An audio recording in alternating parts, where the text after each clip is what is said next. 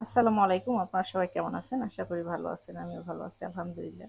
এখানে আমি কইরা বা ধুন্দুল, ঝিঙ্গা যে নামেই পরিচিত, তো এটা নিয়ে নিলাম প্রায় ১ কেজি মতো ধুয়ে পরিষ্কার করে। আর এদিকে হচ্ছে আমি মশলাটা কষিয়ে নিলাম। এদিকে আমি হালকা অল্প একটু ঝোল দিয়ে দিছি মশলাটার মধ্যে যেন না পুড়ে যায় মশলাটা সেজন্য। আর সব সবজিতে কিন্তু আপনার মোটামুটি পানি উঠে। আহ, তার নির্দিষ্ট একটা গায়ের থেকে পানি উঠে সব সবজিতে। তো যদি কষানোর সময় বেশি পানি দেওয়া হয় তাহলে কিন্তু সবজির টেস্টই নষ্ট হয়ে যায়। আর সবজি বা যে কোনো রান্নাই আপনারা রান্না করবেন কিন্তু চুলার আঁচটা একদম লোতে দিবেন না, হাই হিটে রান্না করবেন, এতে করে আপনার সবজির কালারটা নষ্ট হবে না। আর সবজিটা আপনার দ্রুত সিদ্ধ হয়ে যাবে।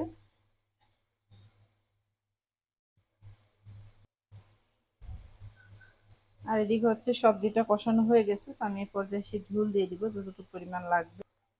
এ পর্যায়ে এসে আমি ধনিয়া পাতা দিয়ে দিছি আর লবণটাও টেস্ট করছি, সব কিছুই ঠিক আছে।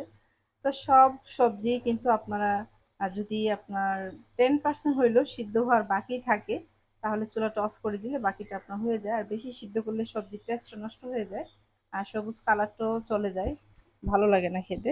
আমার কাছে ভালো লাগে না, আপনাদের কাছে কেমন লাগে তা জানি না, তবে এরকম ভাবে রান্না করে দেখবেন, একটু মানে কম সিদ্ধ রেখে, ফুল একদম সিদ্ধ না।